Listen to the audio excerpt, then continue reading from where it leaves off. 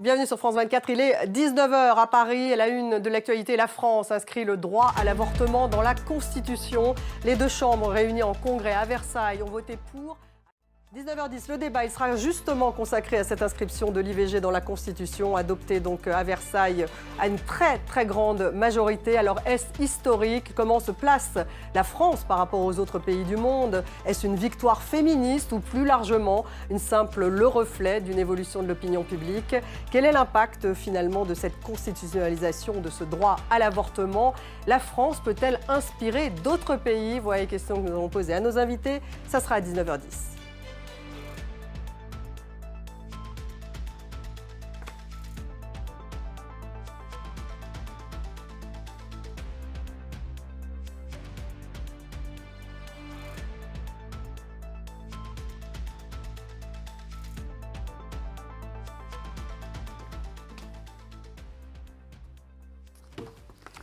La France inscrit donc le droit à l'avortement dans sa Constitution. Les deux chambres réunies à Versailles l'ont voté largement, 780 voix pour.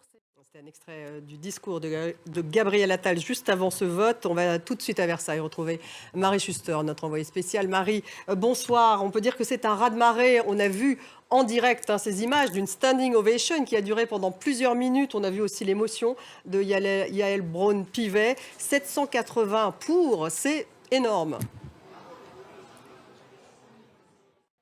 Merci Marie. Marie Schuster, donc en direct de Versailles. On ira plus loin dans le débat. Ça sera dans 5 petites minutes avec nos invités, justement, consacrés à cette entrée de l'IVG dans la Constitution française.